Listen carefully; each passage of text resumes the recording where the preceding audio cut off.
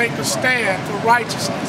If we don't stand for something, we will fall for anything. Amen. And I can tell you, until we acknowledge what's occurring out here, it's going to continue to occur. You know, you can say his constitutional rights were violated, and yes, they were, but it was a form of racism.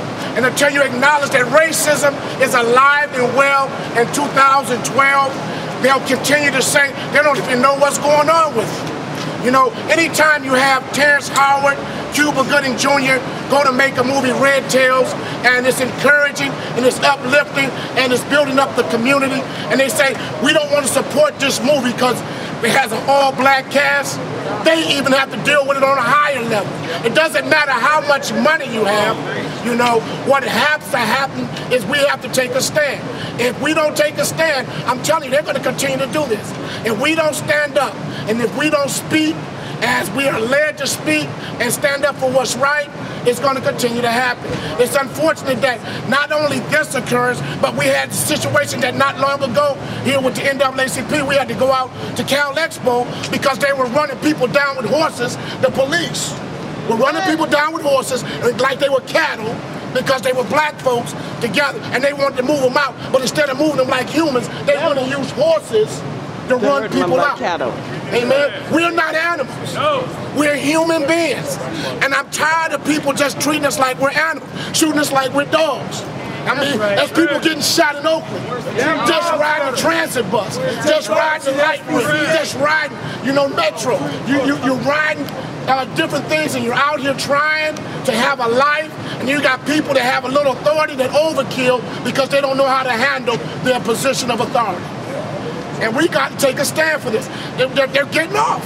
They're shooting people, killing them in broad daylight in front of people, filming it, and they're letting them go.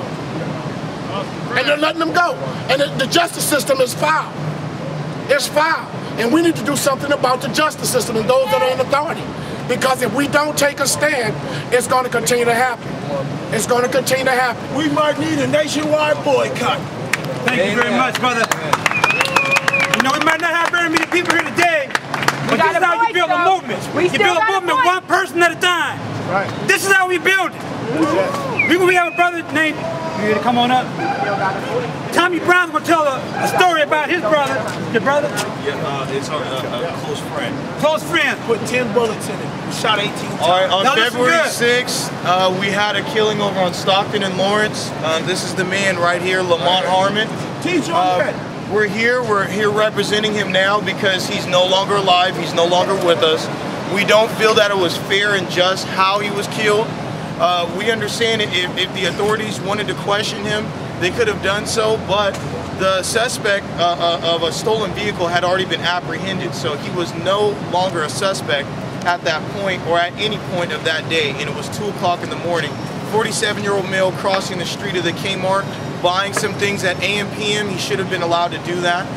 What ended up happening from there is the police, they claim they tried to taser him. There was some kind of altercation and he was shot in the back multiple times. They think it's at least 10. Shot in the back. He was unarmed. He didn't have a weapon in the back.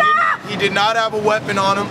And we feel this was unjust on several levels. That's what public enemy we're not out here because, you know, we believe he was just an African American or black or whatever you want to label him as a term. We believe that as a person, as a human, as an American citizen, he did have a right to at least see a courtroom. He didn't see a courtroom. What ended up happening was we had to see his funeral. So we're all out here for several different cases. We have Trayvon Martin. We have an issue on Del Paso Heights. We have this case for Lamont Harmon. We don't hate authority. What we want to do is have authority respect us as long as we're respecting authority. There you go. So as long as we're obeying the law, if we're obeying the law, we want to be treated as such. And we want to be treated like we have rights because they're out here to uphold our rights. They're up here to uphold their rights as well as a citizen. They felt that their lives were threatened, they claim through the media. So we have so many cases. We have an issue in Stockton. I just met someone at the gym, Champ Brown, another victim of authority deciding that his life is not as valuable as their own. There you go. So we believe our life is as valuable as any person walking the street. As long as we feel that our lives are valuable, we're going to continue to come out here because we want to have a valuable life as being a citizen, of upholding the law, and we believe, yes, education is important, but as long as we're not in the classroom or we're not at our jobs, we need to be protected by authority, not killed or slaughtered by authority. So we're out here today to make a statement, as small or as big as it may be. We're going to continue to do so in the legal route, and we're going to let our voices be heard through the media. Pull your pants up, black man! We believe that everybody should be respected, not by their color. We're not out here because of our color. Our color didn't wake us up today. Our brains did. Our hearts did. Our body did. So all of us are united in that we are a human.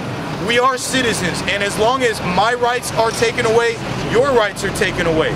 If your rights are taken away, my rights are taken away. So we have to uphold each other's rights. That's right.